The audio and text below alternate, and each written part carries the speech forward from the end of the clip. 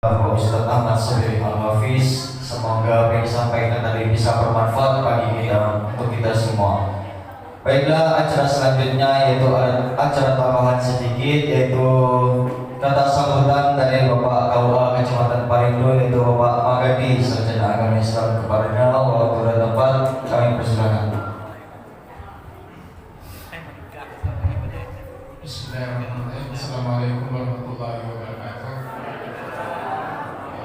Jamaah sholat tarawih Masjid Muhajirin yang dirahmati Allah Subhanahu wa taala.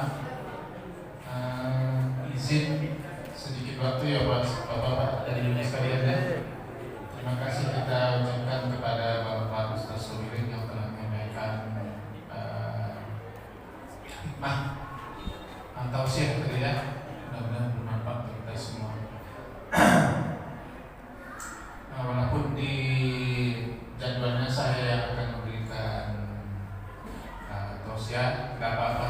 Saya cukup senang dan saya dihadirikan oleh Ustaz. Saya kira sama juga apa yang akan saya sampaikan. Cuma dalam waktu yang singkat ini, mungkin penegasan atau himbauan kami selaku KUA berkenaan dengan zakat ya. Mungkin kemarin sudah dibicarakan ya zakat ya.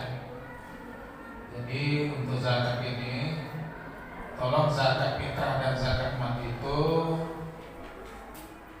terutama oleh panitia pengumpul panitia UPZ ya, bahwa zakat mal, zakat fitrah jangan dicampur. Zakat fitrah, zakat mal, zakat mal. Zakat fitrah itu yang berat menerimanya cuma dua, yaitu fakir miskin ya, zakatul fitrah lil fuqara wal masakin. Zakat fitrah itu untuk fakir miskin dan amil zakat 3. Kemudian kalau untuk zakat mal ya, karena zakat fitrah itu untuk mensucikan jiwa, zakat fitrah itu untuk mensucikan jiwa. Beda dengan zakat mal ya. Zakat mal untuk mensucikan harta. Kalau zakat mal itu yang menerimanya 8 asnaf. Kalau memang semua ada di sini, yaitu yang dibagikan 8 asnaf. Ya. Kalau ternyata 8 asnaf tidak ada, cuma ada 4 atau 6, ya silakan itu yang dibagikan. Kemudian infak sedekah dibedakan, jangan dicampur, dicatat tersendiri. Ya. Kemudian nanti setelah itu dicatat berapa yang berzakat, berapa orang muzaki, dan berapa orang yang mustahik. Karena sudah menjadi kebiasaan kita, itu zakat mal ini kita laksanakan setahun sekali, momennya pada saat Idul Fitri. Jadi sekali lagi, mungkin masih ada konsep atau mindset yang mengatakan zakat fitrah itu diterima 8 asnaf. Salah ya. Jadi zakat fitrah itu harus habis dibagikan, jangan tersisa. Tidak boleh untuk membangun masjid, karena itu hak fakir miskin. Terus tolong usahakan bapak-bapak jamaah, kalau untuk berzakat itu, kalau bisa jangan sampai ngejar udah hari H Idul Fitri. Sekarang udah boleh ya, kalau berzakat boleh hukumnya. Atau awal bulan Ramadan juga udah boleh berzakat, zakat mal. Ada pemahaman mengatakan kita ngejar wajibnya aja katanya kan, pada hari sebelum hari H Idul Fitri untuk zakat fitrah. Jadi tujuannya zakat fitrah itu untuk mensejahterakan orang yang berhak, fakir miskin. Kalau bisa 3 hari sebelum hari itu sudah habis dibagikan, ya, sudah habis dibagikan. Tidak hanya untuk di bisnis semuanya, ya, di mana-mana. Jadi 3 hari menjelang hari H, menjelang Idul Fitri itu zakat zakat fitrah itu sudah habis dibagikan, karena mereka yang berhak itu untuk memanfaatkannya. Ya, mungkin kalau ada mereka dapat dalam bentuk uang dibelanjakan fakir miskin itu.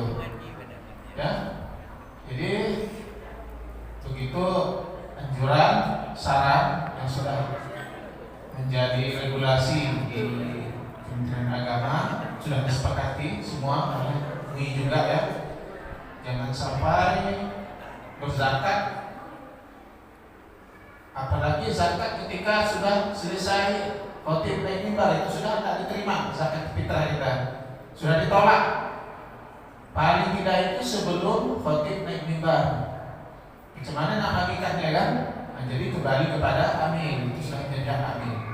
Misalkan bahwa awal waktu sudah melaksanakan fitrah atau zakat mal. Saya kira itu tambahan dari kami. Dan kalau memang ada yang masih rancu, kurang dipahami, boleh dikonsultasikan. Terima kasih atas perhatiannya. Sekali lagi saya mohon maaf tadi saya agak telat ya. Alhamdulillah apa yang disampaikan oleh Ustaz Subirin sudah cukup memberikan ilmu bagi kita untuk bersyukur ini. Maka saya beri wabillahi taufiq. Assalamualaikum warahmatullahi wabarakatuh. Bismillahirrahmanirrahim. Alhamdulillahirabbil alamin arrahmanirrahim maliki yaumiddin. Iyyaka na'budu wa iyyaka nasta'in ihdinas siratal mustaqim siratal ladzina an'amta 'alaihim ghairil maghdubi 'alaihim waladdallin. Amin.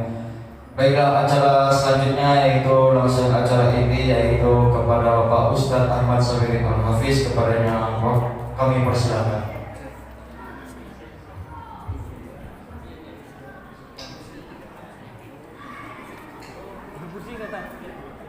Kursi.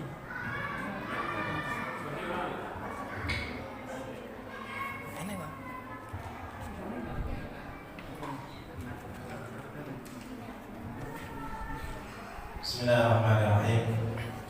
Assalamualaikum warahmatullahi wabarakatuh. Alhamdulillah. Alhamdulillahirabbil alamin. Wassalatu wassalamu ala asyrafil anbiya'i wal mursalin wa ala alihi wa sahbihi ajma'in, amma ba'du. Qala Allah subhanahu wa ta'ala, a'udzu billahi minasyaitonir rajim. Bismillahirrahmanirrahim. Syahrul Ramadan alladzi unzila fihi al-Qur'an hudan lin-nas wa bayyinatin minal huda wal furqan. Faqala Nabi sallallahu alaihi wasallam, khairukum man ta'allama al-Qur'ana wa 'allama. Atau kama qala Rasulullah sallallahu alaihi wasallam. Hadratil mukarramin wal muhtaramin, para alim, para ulama, bapak-bapak, ibu-ibu, jamaah sekalian, rahimani wa rahimakumullah. Syukur kita kepada Allah, sholawat seiring dengan salam kita aturkan kepada junjungan kita baginda Nabi Muhammadin sallallahu alaihi wasallam. Bapak-bapak, ibu-ibu, jamaah sekalian, rahimakumullah. Sejenak mari sama-sama kita muzakarah tentang nuzulul Quran, yang mana intinya kita mengkaji sekelumit firman Allah Subhanahu wa taala yang berbunyi syahrul Ramadan alladzi unzila fihi al-Quran. Syahrul Ramadan, di bulan Ramadan, unzila fihi al-Quran, Allah taala turunkan Al-Quran. Hudan linnas, petunjuk bagi seluruh manusia. Wa bayyinatin minal huda wal furqan. Hadirin jamaah sekalian yang dimuliakan Allah Subhanahu wa taala. Allah Subhanahu wa taala menurunkan Al-Qur'an adalah untuk petunjuk bagi setiap manusia. Petunjuk apa? Petunjuk untuk mendapatkan ridha Allah. Petunjuk untuk mendapatkan syafaat Rasulullah. Petunjuk jalan untuk menuju surganya Allah Subhanahu wa taala. Maka kita sebagai umatnya Rasulullah yang cinta kepada Allah dan Rasulnya, dan cinta kepada kitab-kitabnya, kita bersyukur kepada Allah. Allah Ta'ala berikan kita kitab yang paling mulia di atas kitab-kitab yang lain. Kitab yang paling mulia adalah kitab Al-Quran.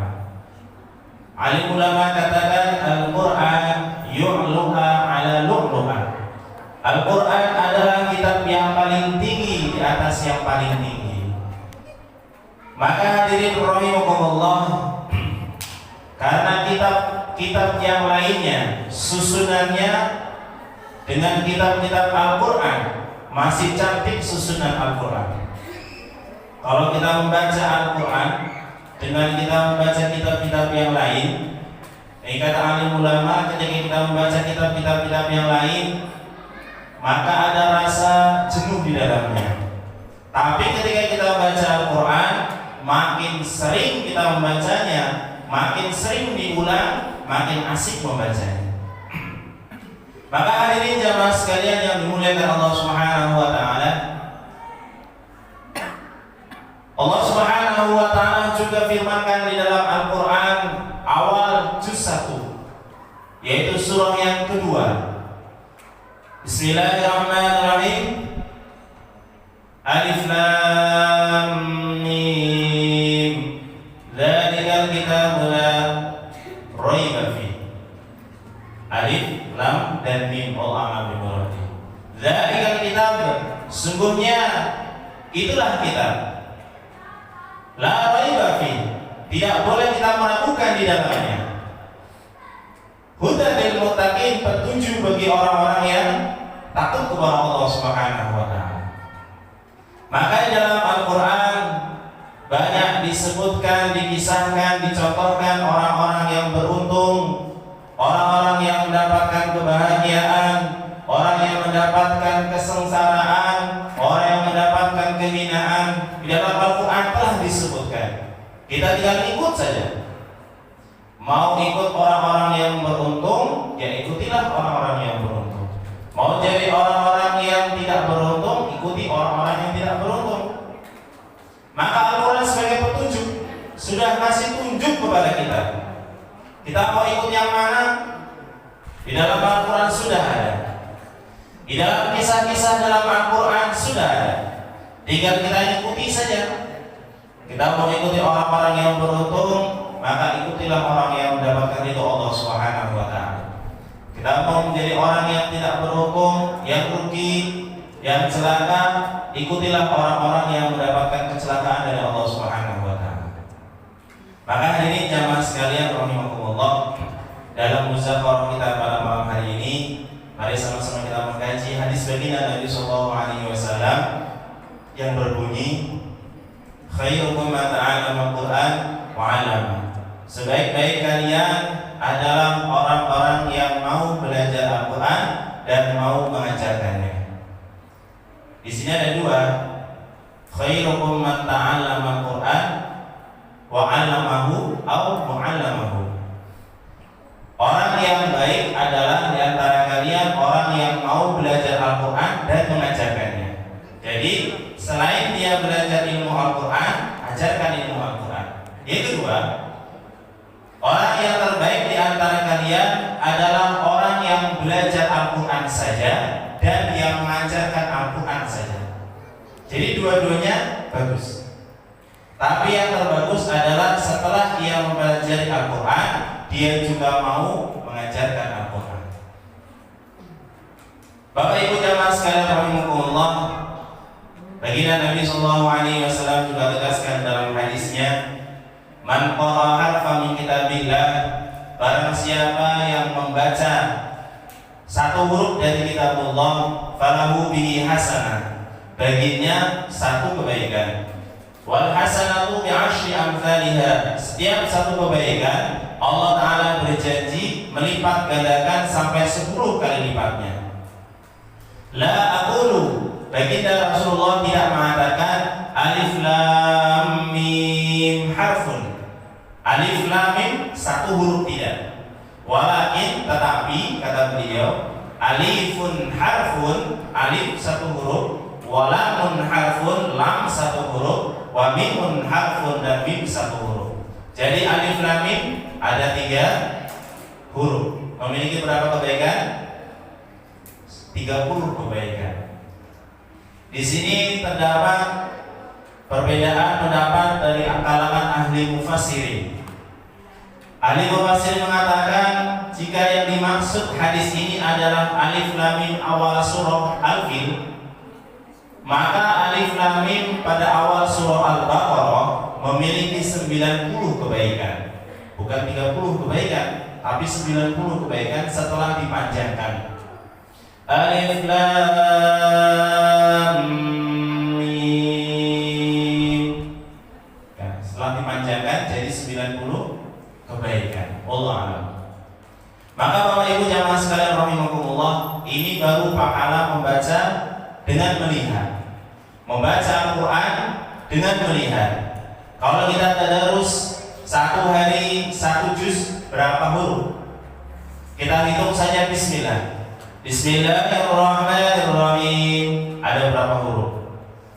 Alhamdulillahirabbil alamin ada berapa huruf? Nah, itu. Berapa huruf yang sudah kita baca? Berapa kebaikan yang Allah Ta'ala berikan kepada kita? Ini pahala bagi orang yang membaca Al-Qur'an dengan melihat. Sayyidina Ali karramallahu wajhahu beliau mengatakan dalam kitab Mata li Sunnati, beliau mengatakan barang siapa yang membaca Al-Qur'an dengan hafalan dalam keadaan sholat, seperti sholat tarawih, sholat sunnah, sholat fardu, sholat tahajud, sholat yang lain, baca Al-Qur'annya dengan hafalan dalam sholat, maka setiap hurufnya akan berpahala 100 kebaikan. Pinten Pak? 100 kebaikan. Maka kalau sholat sunnahnya panjang bacaannya. 1 rakaat pertama Pak Haji Boy baca surah Al-Baqarah, tapi hafalan Al-Baqarah, amin, Allahu Akbar, kayak gitu Pak Haji, dibaca alif lam mim gitu selesai. Nah, kemudian barang siapa yang membaca Al-Qur'an dengan hafalan dan tidak sholat, maka setiap hurufnya akan berpahala 75 kebaikan. Baca dengan hafalan tapi tidak sholat dalam keadaan wudu, maka setiap hurufnya berpahala 75 kebaikan. Yang ketiga, orang yang membaca hafalan tapi tidak dalam keadaan wudu, maka setiap hurufnya akan berpahala 50 kebaikan. Yang keempat, orang yang membaca Al-Qur'an tidak dengan hafalan tapi ada wudu dan dia melihat Al-Qur'an, maka setiap hurufnya berpahala 25 kebaikan. Dan orang yang membaca Al-Qur'an, yang terakhir, orang yang mendengarkan Al-Qur'an dengan tawajuh, mendengarkan bacaan Al-Qur'an dengan tawajuh, maka setiap hurufnya akan berpahala 1 kebaikan. Jadi kalau lagi makmum dengerin bacaan imam, maka setiap hurufnya dapat pahala 1 kebaikan, walaupun tidak hafal, tapi dengerin saja. Setiap hurufnya dapat pahala 1 kebaikan. Kemudian finishnya, baginda Nabi bersabda, barang siapa yang mendengar bacaan Al-Qur'an walaupun tanpa tawajuh, tapi dengarkan saja, dengar, senang hatinya, maka setiap ayatnya akan berpahala 3 kebaikan. Padahal cuma dengar saja, senang saja, tidak nyimak, cuma senang saja. Apalagi kalau di masjid ada tadarus yang programnya saling menyimak. Hadirin jamaah sekalian rahimakumullah, ini yang pertama, yaitu pahala Al-Qur'an yang kita baca dengan hafalan dalam keadaan sholat, dengan tanpa wudu, tanpa sholat, kemudian melihat dan sebagainya. Yang kedua, Baginda Nabi sallallahu alaihi wasallam bersabda, "Man qara harfan, barang siapa yang membaca Al-Qur'an, fastadharahu, kemudian ia menghafalnya, setelah dibaca kemudian dihafal, setelah dibaca kemudian dihafal, fahalla halalahu, kemudian ia menghalalkan apa yang dikatakan Al-Qur'an. Al-Qur'an mengatakan halal, ia halalkan. Wa harrama haramahu, dan ia mengharamkan Al-Qur'an. Apa yang dikatakan Al-Qur'an haram, ia haramkan. Maka Allah Subhanahu wa taala akan menjaminnya baginya surga dari Allah Subhanahu wa taala dan bisa memberikan syafaat kepada 10 ahli keluarganya yang Allah Subhanahu wa taala jamin masuk neraka.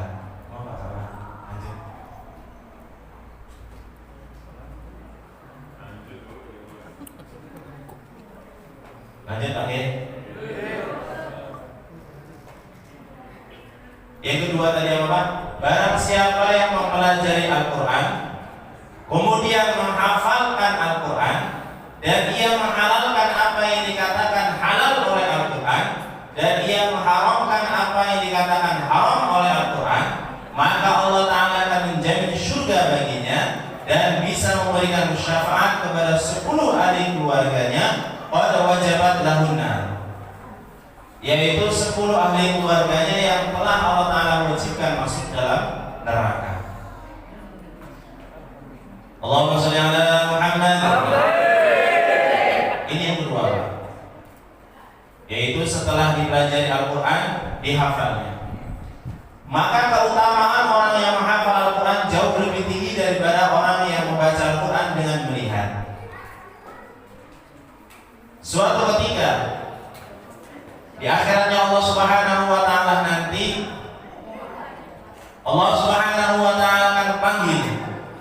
Allah Subhanahu wa taala akan panggil, "Ya ahlal Quran, wahai ahli Al-Quran." Ahli Al-Quran di sini dalam tafsirnya adalah orang yang benar-benar menghafal Al-Quran. Orang-orang yang hafal Al-Quran dipanggil oleh Allah Ta'ala. Iqra, bacalah hafalanmu. Warattil kama turattilu fid dunya, bacalah seperti mana engkau baca tartil di dunia. Ka'annaha manziluha 'inda akhirin ayatin taqra'uha. Kemudian ketika ia membaca Al-Quran,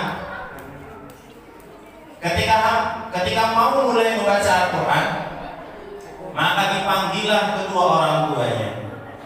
Dipanggil bapak sama mamanya. Kemudian setelah dipanggil, suruh duduk di singgasana, suruh duduk di kursi kebesaran, duduk. Kemudian setelah duduk, Allah Ta'ala kasih baju kebesaran, dikasih jubah. Jubahnya berkilau, bercahaya. Tidak ada orang yang jual jubah di sini. Tempatnya Pak Jimasri, tempatnya Pak Jiboy ada orang jual. Jubahnya tidak ada dijual di dunia, berkilau. Kemudian setelah pakai baju duduk, pakai jubah duduk, kemudian dikasih topi, dikasih mahkota. Mahkotanya juga tidak ada dijual, tempatnya Pak Jiboy tidak ada. Pokoknya mahkotanya ini tidak ada dijual. Dan mahkotanya ini cahayanya terang, lebih terang daripada sinar matahari. Sinarnya lebih terang daripada sinar matahari. Setelah itu orang tuanya nanya, "Ya Allah, kok kami dikasih kemuliaan seperti ini? Ada apa ya Allah?" Maka Allah Ta'ala menegaskan, ini adalah akibat kamu mempunyai anak yang hafal Al-Quran. Akibat memiliki anak yang hafal Al-Quran.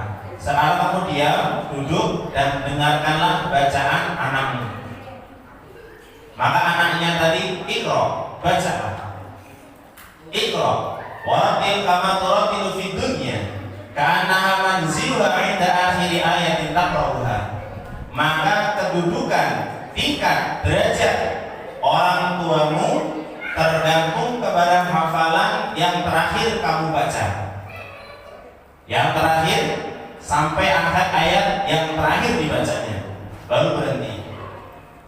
Maka mulailah anak si hafal Quran tadi baca Quran.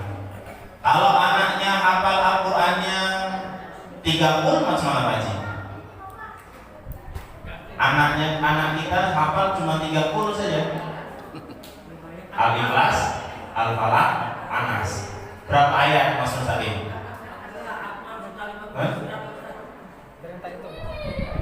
Al-Ikhlas 4, Al-Falaq 5, Anas 6, berapa? 15 tingkat saja. Mulai baca Bismillahirrahmanirrahim, Qul huwallahu ahad, naik 1 tingkat. Allahus samad, naik 2 tingkat. Sampai terakhir sudah mentok hafalannya 3 surah saja, ditambah Al-Fatihah. Mentoklah di situ tingkatnya. Lah kalau anak kita hafal lebih dari itu pula. Anak yang Hajimul hafal juz 30. Berapa ayat juz 30? An-Naba 40 ayat. An-Nasi'at 46 ayat. Abasa 46 ayat. Sudah berapa tingkatnya? Di Bodoh belum ada punya rumah yang tingkatnya lebih dari 130 tingkat. Nah, tingkatnya segitu Pak. Nampaknya sudah tinggi benar hafal juz 30. Tapi hadirin jamaah sekalian rahimahumullah, orang yang paling tinggi tingkatnya di surganya Allah Subhanahu wa taala adalah orang tua yang memiliki anak hafal 6.666 ayat. Tingkatnya berapa? 6.666 tingkat. Tingginya seberapa Pak? Jauh berapa jauh tingkatnya? Tinggi sekali. Maka yang punya rumah di surganya Allah Ta'ala 12 tingkat tidak nampak. Yang punya rumah istana di surga 100 tingkat tidak nampak. Karena di surganya Allah Ta'ala tingkatnya tinggi-tinggi. Bagi orang tua yang punya anak, anaknya hafal Al-Quran. Maka hadirin jamaah sekalian rahimakumullah, kirimkan anak-anak kita ke pendidikan-pendidikan yang di dalamnya ada pentingnya menghafal Al-Quran. Maka diutamakan hafal juz 30 pertama. Diutamakan hafal juz 30. Alhamdulillah anak-anak bapak-bapak ibu, berkah doa dari bapak ibu sekalian, saya hitung-hitung yang sudah hafal juz 30 di Kecamatan Paridu, terutama di Bodoh wilayahnya, di Meranti, itu sudah hampir 67 anak. Berapa Bu? 67. Banyak apa sedikit? Sedikit. Karena anak-anak SD yang belum hafal juz 30 lebih banyak lagi. Karena setiap tahunnya saya seleksi dari 60 anak cuma 13 sampai 14 anak saja yang lulus bisa ikut menghafal Quran. Yang lain belum. Maka insya Allah minta doa restunya tahun 2024 ini akan diadakan seleksi lagi. Akan diadakan seleksi untuk tahun 2025. Insya Allah akan diadakan wisuda tahfiz Quran juz 30 dan juz 1. Jadi silakan bapak-bapak, ibu-ibu yang punya anak potensi untuk menghafal Quran, kirim ke Meranti boleh. Ngajinya setiap ba'da maghrib sampai isya, yaitu waktunya malam Senin sampai malam Kamis. Dikirimnya sebelum sholat maghrib, dijemputnya setelah sholat isya. Itu hafal Quran juz 30 dan juz 1. Yang juz 1 sudah ada orangnya, yang juz 30 belum diseleksi. Insya Allah nanti lepas Syawal atau setelah Idul Fitri, anaknya akan kita panggil, kita adakan seleksi menghafal Quran juz 30. Kenapa juz 30 Ustaz? Juz 30 ini juz yang paling banyak ayatnya. Gitu Mas Ustaz ini. Juz 30 adalah juz yang paling banyak ayatnya. Saya ambil itibak dari hadis tadi, yaitu setiap orang tua yang punya anak yang hafal Al-Quran, anaknya dipanggil. Kemudian setelah anaknya dipanggil, suruh baca hafalannya. Setiap satu ayat orang tuanya dinaikkan derajatnya 1 derajat. Kalau diprioritaskan juz 1 cuma juz 1 saja. Itu juz 1 itu tidak nyampe 200 ayat. Betul Pak? Tapi juz 30 baru 3 surah sudah lebih dari 100 ayat. Maka saya prioritaskan pakai juz 30. Syukur-syukur anak putra putri ibu setelah juz 30 selesai masuk pondok pesantren bisa hafal sampai 30 juz. Allahumma. Bapak Ibu jamaah sekalian yang dimuliakan Allah Subhanahu wa taala. Di bulan suci Ramadan, selain Allah Subhanahu wa taala jelaskan dalam Al-Qur'an untuk kita berpuasa, syahrul Ramadan adalah syahrul siyam, bulan puasa adalah bulan Ramadan adalah bulan berpuasa, syahrul Ramadan syahrul Quran. Syahrul Ramadan adalah bulannya Al-Qur'an. Maka kita tunaikan hak-hak kewajiban kita terhadap Al-Quran. Imam Syafi'i rahimahullah beliau mengatakan minimal sekali. Minimal. Kalau udah minimal ini berarti nilainya paling rendah.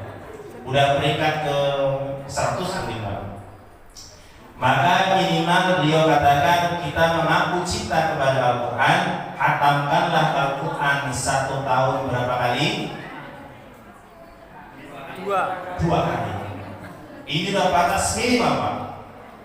Dalam 1 tahun kita berkewajiban hak Al-Quran kita tunaikan, hatamkan Al-Quran 2 kali.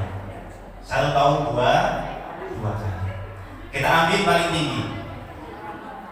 Barang siapa yang beriman kepada Allah dan cinta kepada Al-Quran, maka hatamkanlah Al-Quran lebih daripada 3 hari sekali.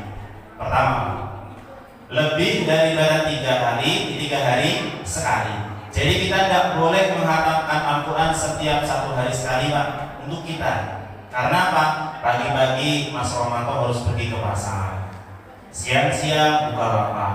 Coba kalau tiap hari hatam Al-Quran, tidak sempat pegang ayam, betul? Maka tidak boleh kita kita tidak boleh kata orang kiai menghatamkan Al-Quran kurang dari 3 hari. Batas paling cepat 3 hari sekali. Batas paling cepat. Kemudian yang kedua, barang siapa yang beriman kepada Allah dan cinta kepada Al-Quran, hatamkanlah Al-Quran jangan kurang dari 1 bulan sekali. Jangan kurang dari 1 bulan sekali. Berarti 1 hari harus lebih dari 1 juz. Gimana rumusnya? Mudah. Saya pernah buka tablet untuk anak-anak di bulan Ramadan, yaitu bacanya habis sholat 2 lembar. Pakai Quran yang standar Indonesia itu cuma 8 lembar saja isinya. Tapi kalau yang Quran Madinah itu 10 lembar. Kalau yang Quran standar Indonesia itu 8 lembar. Maka kalau habis sholat baca 2 lembar, 5 kali sholat berarti baca 1 juz lebih 2 lembar. 2 hari 2 juz setengah. Maka di hari ke-25 anak-anak sudah banyak yang hatam Al-Quran. Ini saya pernah bagikan ke anak-anak pakai tablet baca Al-Quran program 1 Ramadan 1 kali hatam. Tanggal 24 Ramadan sudah ada jadwal pusat, saya sudah selesai. Ada yang tanggal 26, ada yang tanggal 27. Hatam di Al-Quran. Rata-rata anak-anak hatam Al-Quran. Ini yang rumusnya 1 bulan 1 kali hatam minimal. Kemudian barang siapa yang menghatamkan Al-Quran lebih daripada 40 hari, ulaika humul khasirun. Sesungguhnya mereka termasuk orang-orang yang rugi. Rugi kita Pak. Hatam Quran lebih dari 40 hari sekali termasuk golongan orang-orang yang rugi. Supaya kita tidak termasuk orang-orang yang bangkrut dan kita tidak termasuk golongan orang-orang yang celaka di akhiratnya Allah, ditutup oleh Al-Quran. Karena Al-Quran dia akan menjadi imam bagi kita, yang akan membawa kita menuju pada surganya Allah Ta'ala. Dan Al-Quran juga akan menjadi penuntut bagi kita, yang tuntutannya dibenarkan oleh Allah Ta'ala, sehingga kita akan ditutup berhenti di pintu surga. Berhenti kamu belum tunaikan hak Al-Quran. Apa hak Al-Quran? Hatamkanlah, kata Imam Syafi'i, 1 1 tahun 2 kali. 1 tahun 2 kali. Bagaimana caranya? 1 hari bacanya cuma 2 lembar. Mudah Pak ya? 1 hari baca 2 lembar. Cari waktu yang paling longgar. Pagi waktunya paling longgar habis maghrib. Saya paling longgar waktunya habis sisa. Ajo paling longgar waktunya habis subuh. Pak Ade waktu longgarnya banyak karena sudah pensiun. Nah, begitu. Cari waktu kita yang paling longgar, minimal kita baca 2 lembar. Maka kalau kita baca 2 lembar, 5 hari berarti 1 juz. Maka dia akan ketemu 1 tahunnya khatam sekali. Dan 1 kalinya khatamkan di bulan Ramadan. Setiap kebaikan-kebaikan yang kita lakukan di bulan Ramadan, Allah Subhanahu wa taala akan melipat gandakan lebih daripada hari-hari biasa. Barang siapa yang sholat sunnah di bulan Ramadan, maka Allah Ta'ala akan berikan pahala seperti mana pahala sholat wajib. Dan barang siapa yang melakukan kebaikan wajib di bulan Ramadan, Allah Ta'ala akan lipat gandakan 70 kali lipat. Maka barang siapa yang menghatamkan Al-Quran di dalam bulan Ramadan 1 kali, maka Allah Ta'ala akan berikan pahala berapa? 70 kali hatam. Ada yang sudah hatam Pak? Alhamdulillah saya hatam Ustaz. Habis sholat isya langsung hatam. Baca Qul 3 kali. Ayo. Coba dia 30 ya. Hatam. Enggak kayak gitu. Dibaca dari Al-Fatihah sampai atas. Insya Allah. Baiklah Bapak Ibu jamaah sekalian rahimakumullah, kita belajar menunaikan Al-Quran. Hak Al-Quran ada 5, supaya nanti kita di pintu surga berjumpa dengan Al-Quran, kita akan dituntunnya sampai ke surga Allah. Jangan sampai kita termasuk golongan orang-orang yang bertemu dengan Al-Quran, berjumpa dengan Al-Quran, Al-Quran akan menuntut haknya. Naudzubillah. Yang pertama, hak Al-Quran adalah untuk dibaca. Dibaca. Yang kedua, hak Al-Quran adalah dihafal. Jadi jangan cuma dibaca Pak, dihafal. Saya mampunya 1 hari ngapal 1 ayat hafal. Besok lagi 1 ayat lagi. Sudah 1 minggu hafal 7 ayat. Minggu kedua mau hafal ayat ke-8, ayat 1 sampai 7 ulang lagi. Ulang lagi. Hafal. Kemudian yang ketiga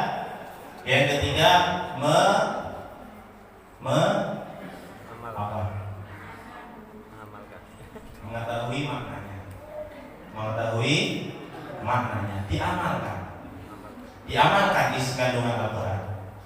Kemudian yang keempat, didakwahkan. Bapak Ibu jamaah sekalian yang dimuliakan Allah Subhanahu wa taala, hak Al-Quran dibaca, dihafal, dimengetahui artinya, disampaikan. Yang kelima, diamalkan dalam kehidupan kita, didakwahkan dalam kehidupan kita. Maka Bapak Ibu jamaah sekalian yang dimuliakan Allah Subhanahu wa taala, kita belajar dari pertama. Baca Al-Quran, Ustaz, saya baca Al-Quran masih terbata-bata. Iqra belum lulus. Maka saya kepingin baca Quran macam mana? Saya dulu pernah dibukakan kajian sama orang kiai bagi ibu-ibu, bapak-bapak yang sudah tunalansia, yang sudah tua, belajar Al-Quran sudah lambat. Silakan habis sholat buka Al-Quran. Dibuka Pak. Dibaca tidak bisa dilihat. Dibaca tidak bisa dilihat. Kemudian sedih dalam hatinya. Kemudian dicium, Shadaqallahul Azim. Balik lagi. Dilihat lagi. Dilihat Pak. Dibaca tidak bisa dilihat. Kemudian dilihat, Shadaqallahul Azim. Selesai. Besok terus. Kalau 1 hari mampu melihat Al-Quran 1 juz, lihatlah Al-Quran 1 juz. Tapi dilihat, bukan dibuka. Itu tidak dilihat namanya. Ya. Aku Ustaz 1 hari mampu 30 juz Ustaz. Buka. Ini bukan dilihat begini. Aku tidak bisa baca, ya Allah ampunkanlah dosa-dosa. Ya sadaqallah, nanti itu baru namanya melihat. Insya Allah mungkin. Tapi ini untuk ibu-ibu, bapak-bapak yang sudah terlanjur tua. Kalau yang masih kecil, belajar. Belajar. Insya Allah setengah jam sudah pertemuan kita pada malam hari ini. Tentunya ibu-ibu juga ada yang masih mau masak nasi, masih ada yang mau masak sayur, bapak-bapak ada yang masih mau kerjakan aktivitas di rumah. Maka saya mohon maaf yang sebesar-besarnya. Ini yang bisa saya sampaikan. Benarnya dari Allah Subhanahu wa taala, kekurangannya dan khilafan dari saya pribadi. Mohon maaf yang sebesar-besarnya. Saya akhiri, wabillahi taufiq wal hidayah.